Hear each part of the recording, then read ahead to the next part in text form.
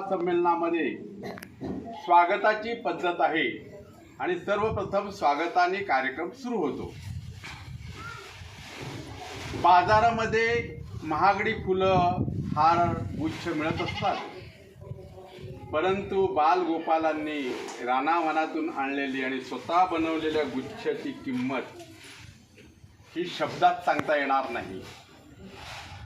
सारे शब्द इथे अपुरे आहेत।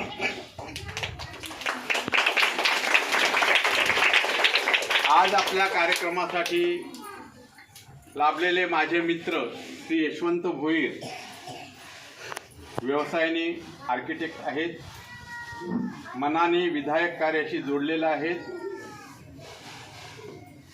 त्यागाने परोपकारी मनोवृत्तीशी संलग्न आहेत। माझे सहकारी श्री विनोद पाटील यांचा काही वर्षापूर्वी माझा संपर्क आला आणि बघता काय सामील व्हा ह्या पद्धतीप्रमाणे ते विश्वात्मक परिवाराच्या प्रवाहामध्ये सामील झाले। आपला परिवार खूप मोठा आहे।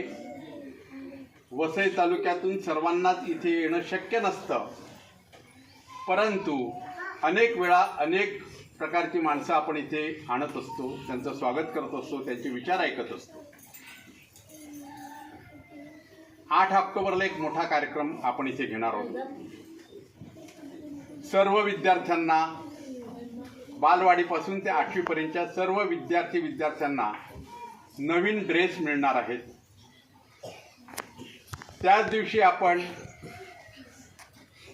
आपल्या विभागाचे खासदार हेमंतजी सावरा यांना बोलवण्याचा आपला प्रयत्न आहे। त्यांनी येण्याचं कबूल केलं आहे। टाइम टेबल कसं जुळतंय ते बघू आणि त्याप्रमाणे त्यांनाही आपण इथे बोलवू। त्यांना बोलवण्याचा उद्देश एक तर तुमच्या बालगोपालांशी त्यांचा होणारा परिचय, इथले सदैव धडपडणारे सरपंच श्री रवी दिंडा यांचा घनिष्ठ परिचय करून देणं आणि त्या परिचयातून आपल्या गावासाठी, आपल्या शाळेसाठी काय काय खासदार फंडातून मागता येऊ शकतं किंवा ते काय काय देऊ शकतात ह्यासाठी प्रयत्न करणं। खूप योजना असतात शासनाच्या, परंतु असं म्हटलं जातं लहानपणी मूल जर रडलं नाही तर आई त्याला दूध पाजत नाही। योजना जागेवर राहतात, योजनेसाठी मागणी केली नाही, पाठपुरावा केला नाही, त्यांच्या प्रसंगी लोकप्रतिनिधीशी वैचारिक भांडण केलं नाही, तर ह्या आजच्या काळामध्ये आपण नक्कीच मागे राहू। ही जाण तुमच्या सरपंचांना आहे। त्याचबरोबर पंचक्रोशीत असणारे विविध विभागातून आलेले शिक्षक अतिशय दर्जेदार उत्तम असे शिक्षक आहेत आणि त्यापैकी बऱ्याचशा शिक्षकांचा गेल्या 10 वर्षात माझा चांगला परिचय झालेला आहे।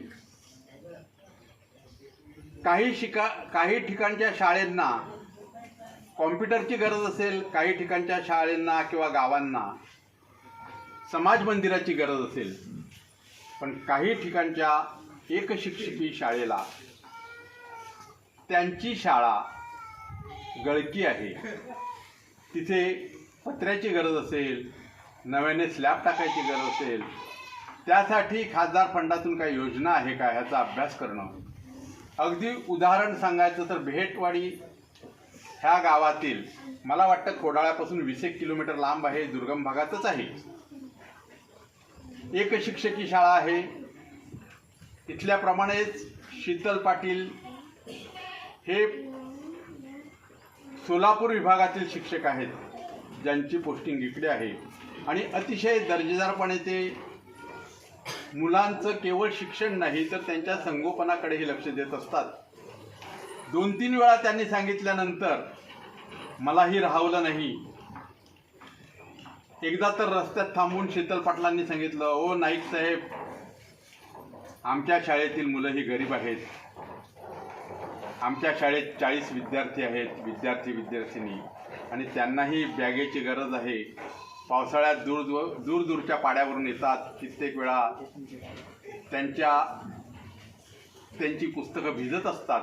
तर आम्हालाही आमच्या विद्यार्थ्यांनाही बॅग देता आली तर बरं. मी त्याच वेळेला त्यांना सांगितलं, मी कालावधी सांगत नाही, पण नक्कीच तुम्हाला बॅगा मिळतील. आणि कर्मधर्म संयोगाने देणाऱ्याचे हात हजारो, दुबळी माझी झोळी, असंच म्हणावं लागेल. व्हॉट्सअपवर टाकल्यानंतर माझे मित्र श्री भोईर यांनीच सांगितलं, नाही आपण दोघं म्हणून बॅगा देऊया. मी पडत्या पळायची आज्ञा मानली आणि चांगल्या गोष्टीसाठी बनेलपणा कसा करायचा हे मला पूर्ण अवगत असल्यामुळे मी एक बनेलपणा केला. त्यांना सांगितलं, हो आपण दोघं देऊ. आणि संपूर्ण बिल त्यांच्याच माथी मारलं आणि सगळ्या बॅगा त्यांनी दिल्या. सांगण्याचा उद्देश असा, चांगल्या गोष्टीसाठी कधी कधी काही गोष्टी कराव्या लागतात. त्यापैकी अशा गोष्टी असतात ज्या करणं भाग असतात. आज आपण एक आगळं वेगळं जीवन जगतो. शहरातील शाळा आणि खेड्यातील शाळा ह्याच्यामध्ये जमीन आसमानाचा फरक आहे. शहरात शिक्षण विकत घ्यावं लागतं तरीही ते अपुरं असतं. शहरात शिक्षणाच्या जोडीला संस्कार मिळत नाही. इथे शिक्षणाच्या जोडीला संस्कार मिळतात. ह्याचं कारण एवढंच आहे, इथे असणारा प्रत्येक शिक्षक हा देशाभिमानी आहे, हा राष्ट्राभिमानी आहे.